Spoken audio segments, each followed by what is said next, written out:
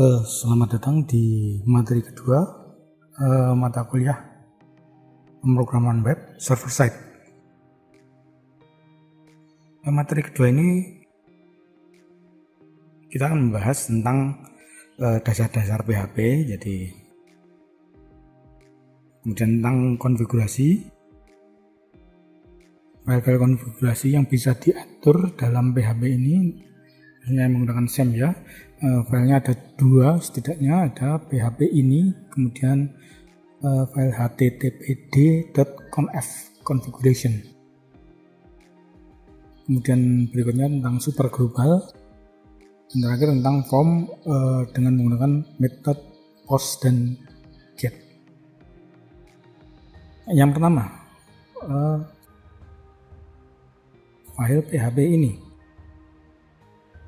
Secara umum, seluruh pengaturan PHP berada di dalam sebuah file konfigurasi yang bernama php.ini. Ekstensi ini sudah cukup umum ya, jadi kalau di dalam sebuah software Anda menemukan file dengan ekstensi ini, biasanya file tersebut adalah file konfigurasi dan isinya adalah file teks biasa. Bisa dilihat misalnya menggunakan notepad atau ya semua teks editor lainnya lah. Tergantung pengaturan awal, file PHP ini bisa berada di folder Windows atau secara default apabila pada saat install itu kita tidak mengubah settingan apa-apa, kita tinggal next seperti kemarin, itu akan berada di folder PHP. Folder di SAM itu folder SAM.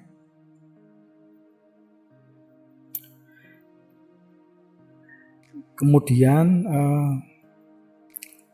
apabila diinginkan untuk mengetahui lokasi file PHP ini, kita bisa jalankan SAM dan web server Apache. Kemudian dari halaman localhost cari menu PHP info, itu di sebelah kanan ya, kanan atas. Nomor 2 dari kanan, sudut kanan atas ya. File PHP ini adalah file teks yang dapat kita buka dengan aplikasi teks biasa.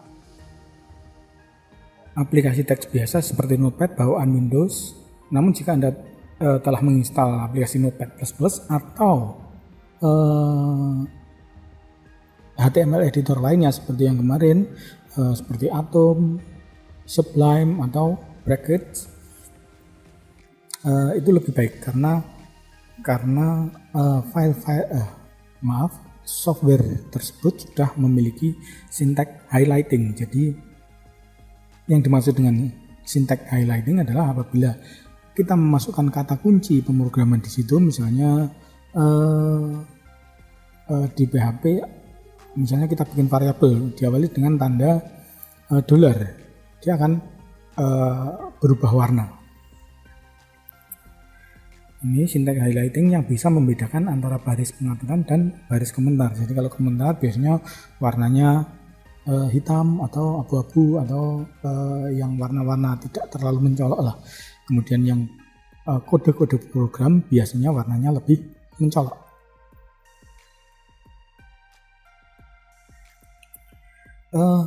Di dalam file PHP ini apabila Anda buka itu penulisannya agak sedikit aneh apabila kita belum pernah membuka file seperti ini.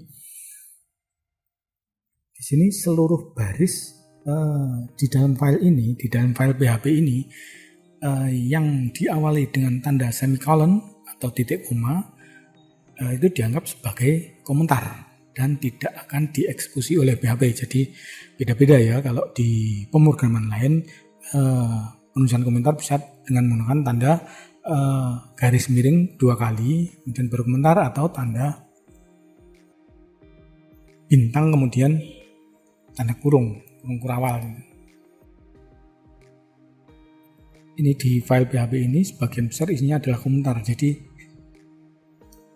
isinya sesungguhnya itu cuma sedikit. Tapi karena komentarnya banyak jadi filenya juga banyak. Namun ini malah menguntungkan karena kalau kita ingin mempelajarinya langsung, kita bisa bisa membaca komentar-komentar itu kemudian mengartikannya. Oh, ini maksudnya seperti ini. Oh, ini untuk mengubah settingan ini dan seterusnya. Kemudian sebagian besar pengaturan di dalam file PHP ini, php.ini hanya memerlukan satu baris saja dan tinggal memberikan nilai on atau off. On itu aktif, off itu tidak aktif.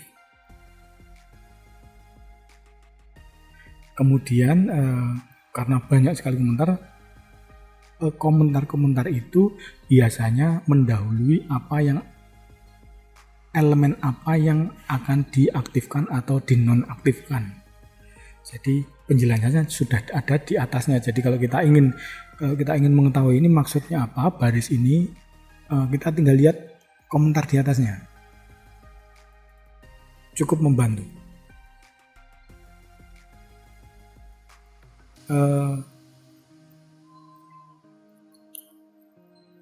Kemudian untuk contohnya kita bisa mengubah salah satu elemen metode PHP yaitu short tag.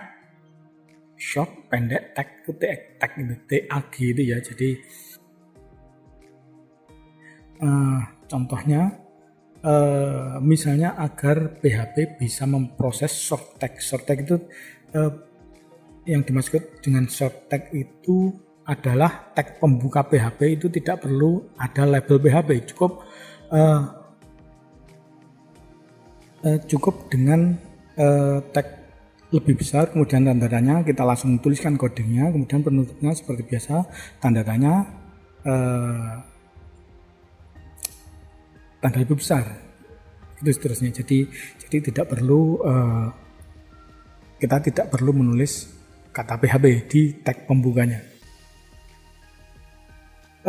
Untuk melakukannya kita buka dulu file php.ini, kemudian cari kata short_open_tag.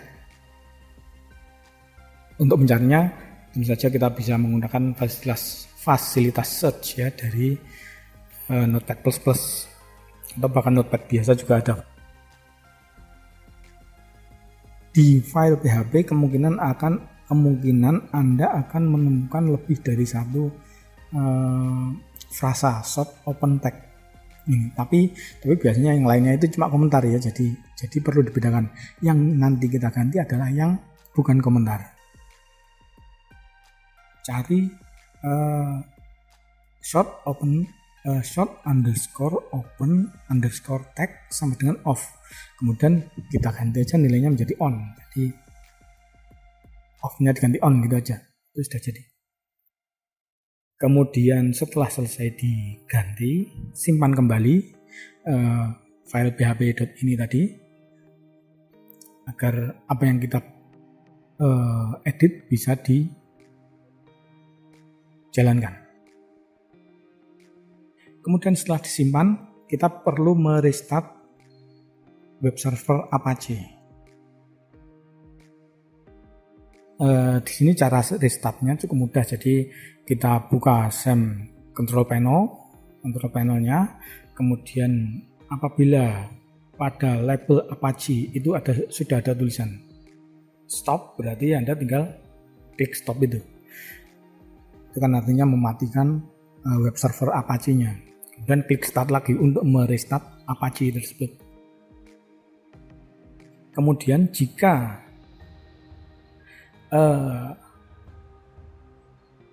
Anda membuat coding dengan menggunakan short tag ini, kemudian yang tampil di browser itu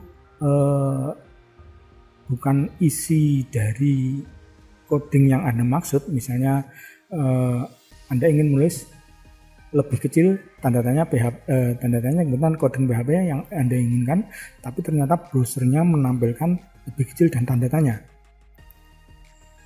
Nah, itu berarti pengaturan PHP itu yang Anda lakukan di web server atau SAM Anda itu belum mendukung short tag. Tapi secara umum kemungkinan sudah mendukung.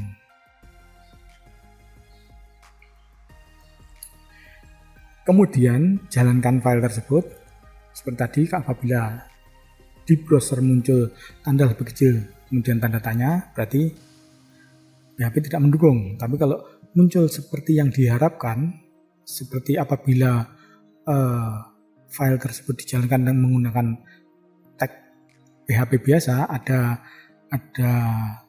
tulisan PHP-nya di situ, maka itu sudah berhasil. Kemudian seperti biasa ya, apabila Anda melakukan perubahan seperti ini, perubahan konfigurasi seperti ini, ada kemungkinan pada waktu selanjutnya itu Anda lupa. Tadi sudah ngedit apa, kemarin sudah ngedit apa. Karena coba-coba kemungkinan Anda ngedit banyak sekali, wah cocok. Tapi ternyata pada saat dijalankan oleh orang lain bingung karena sudah Anda edit.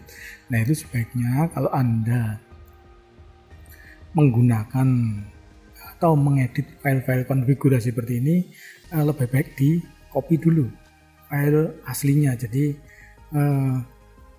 ya untuk aman lah. Jadi kalau suatu saat nanti Anda kebingungan karena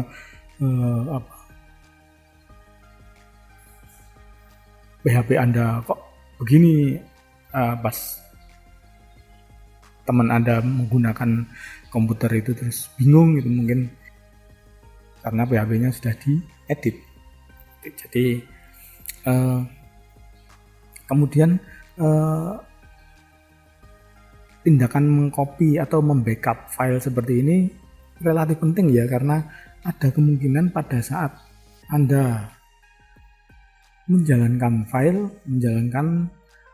PHP kemudian ada error karena mungkin ada setting di bagian php.ini tersebut yang konflik dengan setting di bagian lainnya. Nah, ini kalau terjadi seperti ini, ada error, kita tinggal mengganti filenya dengan file backup yang sudah dibuat tadi. Kemudian untuk file http.conf configuration itu di pertemuan pertama sudah ya. Jadi pada saat instalasi, kalau kita menemukan masalah, misalnya port 80 itu sudah dipakai oleh aplikasi lain, kita bisa menggantinya. Itu ya kemarin ya. Ini saya ambilkan dari file httpd.conf. Nah, ini ada yang berbeda di sini. Kalau di php.ini komentarnya diawali dengan tanda semikolon atau titik koma, tapi di httpd.conf komentar diawali dengan tanda pagar. Ini di atas kata kunci listen itu ada beberapa petunjuk dari komentar tersebut. Misalnya listen itu artinya memungkinkan Anda menghubungkan apa aja dengan IP address tertentu. Jadi listen ini dipakai untuk mengarahkan Apache untuk terhubung dengan IP address tertentu. Jadi IP address-nya 80. Kalau udah 80 dipakai, ganti yang lain. Itu ya, jadi contohnya sudah Anda lakukan kemarin di pertemuan pertama. Silakan dilihat-lihat file httpd.conf ini, mungkin ada yang menarik, kemudian dimodifikasi sesuai selera. Itu contohnya. Kemudian variabel super global di PHP. Variabel super global di PHP adalah variabel bawaan yang bersifat global. Variabel bawaan yang dimaksud adalah variabel yang sudah otomatis ada tanpa kita perlu definisikan. Jadi kalau biasanya kan kita bikin variabel $, kemudian nama, terus isikan nama Anda dan seterusnya. Tapi kalau di variabel super global isinya sudah ada, kan kita nggak perlu ngisikan lagi. Dari namanya sudah bisa dilihat bahwa variabel ini juga bersifat global, dalam artian bisa kita akses dari manapun dan kapanpun. Variabel super global menyimpan banyak sekali data penting dan juga bermanfaat yang bisa kita gunakan untuk menyelesaikan proyek yang sedang kita kerjakan. Ada banyak elemen yang bisa kita edit di sini, tapi ini untuk tingkat experience ya, tingkat agak atas lah, advance. Ini cukup untuk diketahui saja. Kemudian di PHP setidaknya terdapat 9 variabel super global. Yang pertama adalah variabel $_server. Ini variabel yang pertama dan utama. Variabel ini adalah sebuah variabel array asosiatif ya. Tentang variabel array asosiatif akan kita bahas di pertemuan-pertemuan selanjutnya. Variabel ini menyediakan berbagai macam informasi tentang request yang diterima oleh server. Kemudian juga data-data tentang headers, paths, lokasi file itu, kemudian lokasi scriptnya ada di mana, itu ada ditentukan di sini. Kemudian ada banyak lagi lah. Di sini nilai yang tersimpan pada variabel $_server itu disediakan oleh web server, jadi kita nggak bisa kita tidak perlu mengisikannya secara manual. Kemudian apabila diinginkan, kita bisa mengetahui nilai apa saja yang tersedia di variabel server ini. Untuk mengetahuinya kita bisa jalankan atau kita bisa ketikkan coding berikut ini, ada tinggal tulisan echo JSON_encode, kemudian dalam kurung $_server kurung tutup titik koma dan tutup PHP-nya. Ini contoh dari output yang didapat setelah menjalankan file ini, JSON encode $_server ini. Udah banyak sekali variabel yang terdapat di dalam variabel server ini. Isi dari variabel server ini itu saja berbeda-beda ya, dari satu komputer dengan komputer lainnya. Jadi bila Anda jalankan, hasilnya pasti berbeda dengan yang saya tunjukkan di sini, karena komputernya tentu saja berbeda, file yang diinstal di komputer itu berbeda, dan seterusnya. Berikutnya adalah variabel get dan post. Variabel get dan post ini ya. Untuk penjelasan secara lebih mendetailnya nanti silahkan lihat di modul untuk praktikumnya. Jadi Anda tuliskan programnya, Anda jalankan, Anda lihat perbedaannya. Ya. Intinya variabel get ini adalah sama dengan server, ini merupakan variabel array asosiatif yang berisi nilai dari query string. Contohnya sini, misalkan kita membuat file 01.php seperti berikut ini. Nama add $_get nama, kemudian umur add $_get umur, kemudian perintah berikutnya adalah menampilkan nama dan umur. Di sini saya menambahkan add di depan tanda $, ini dipakai untuk error trapping ya. Jadi kalau nilainya kosong itu nggak akan keluar errornya.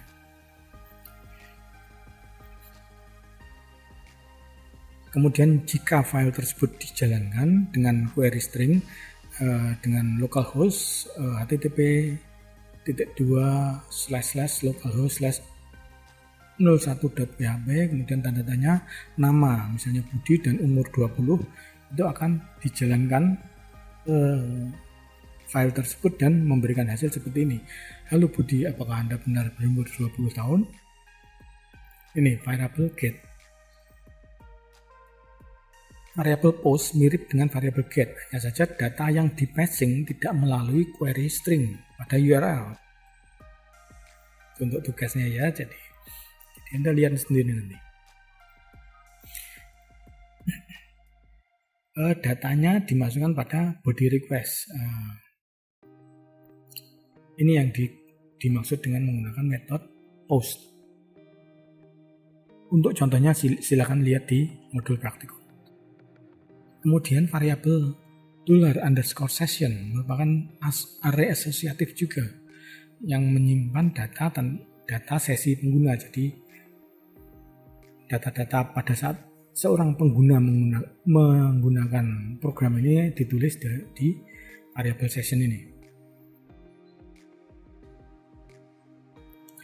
Variabel ini bisa digunakan untuk menyimpan user yang login pada satu sesi tertentu, atau bisa juga digunakan untuk menyimpan data card pada toko online. Kemudian untuk session ini secara default durasinya pada PHP adalah 1440 detik atau 24 menit satu sesi ya. Jadi durasinya seperti itu. Variabel berikutnya adalah cookie, mirip dengan session. Ini bisa digunakan untuk menyimpan data yang berkaitan dengan user, misalnya informasi login, informasi card pada toko online, dan sebagainya. Cookie adalah file berukuran kecil disimpan pada browser pengguna. Jadi simpan, misalnya kita pakai Chrome, itu simpannya pakai Chrome. File ini akan senantiasa dikirim setiap kali browser mengirimkan request ke server. Kemudian durasi cookie biasanya lebih panjang dari durasi sesi. Variabel berikutnya adalah request, $_request. Ini juga variabel array asosiatif. Ini variabel ini dipakai untuk menyimpan gabungan nilai dari variabel get, post, dan cookie yang kesemuanya berhubungan dengan data yang dikirim bersamaan dengan request user. Nanti kita akan bahas di pertemuan selanjutnya. Berikutnya variabel files, $_files, juga array asosiatif yang menyimpan data file yang diunggah pengguna dalam satu request dengan metode post atau put. Berikutnya variabel env atau environment, juga variabel array asosiatif yang berisi data tentang environment yang digunakan sebagai acuan oleh program PHP yang kita jalankan. Variabel environment ini disediakan oleh shell yang menjalankan script PHP sehingga nilainya bisa bervariasi bergantung pada sistem operasi yang digunakan. Bila Anda sudah pernah mencoba melihat environment variabel di Windows misalnya, itu nilainya pasti berbeda-beda antara satu komputer dengan komputer lainnya. Kemudian dalam PHP framework ya, framework PHP misalnya seperti Laravel, itu variabel environment juga digunakan untuk menyimpan hal-hal yang berkaitan dengan environment seperti nama database, juga password database, dan nilai-nilainya untuk melakukan konfigurasi framework. Terakhir variabel globals, $globals tanpa underscore adalah variabel array asosiatif juga yang menyimpan semua variabel global yang dijalankan pada saat program dijalankan. Jadi misalnya kita buat beberapa variabel global, semuanya akan dimasukkan dalam sebuah array di variabel ini. Bagian terakhir adalah penanganan request menggunakan form ya. Elemen form berfungsi untuk mendefinisikan form interaktif. Elemen ini mempunyai atribut yaitu action, dan method. Atribut action berisikan aksi terhadap form yang dikirim atau URL, dan atribut method berisikan metode yang dilakukan untuk pengiriman data. Metodenya bisa get atau post seperti tadi. Ini contohnya, form, nama form, kemudian action, URL file, kemudian method, cara kirim, kemudian elemennya di dalamnya. Nama form itu nama yang diberikan pada formnya. Kemudian URL file, tempat URL file yang akan menerima atau menggunakan data di server yang dikirim oleh form web browser di klien. Jadi file PHP yang akan ditujunya. Kemudian cara kirim, itu adalah metode pengirimannya. Menggunakan get, mengirimkan data dan ditempelkan di alamat URL, atau post, mengirimkan data tidak ditempelkan dengan URL. Kemudian data yang dikirim ke server oleh form akan berupa array ya. Tentang array ini akan kita bahas di pertemuan kalau nggak salah 4. Ini contohnya array adalah key, value, key 2, value, key 3, value 3, key 3, value 3, key 4, value 4, dan seterusnya. Dimana key adalah nama elemen dari form dan value adalah nilai yang diberikan elemen form. Data yang dikirim dari browser menggunakan form akan diterima oleh server dengan menggunakan variabel global, yaitu post dan get. Mungkin cukup sekian untuk pembahasan materi kedua. Untuk tugas silahkan lihat di ELA jika ada. Mungkin cukup sekian dan terima kasih.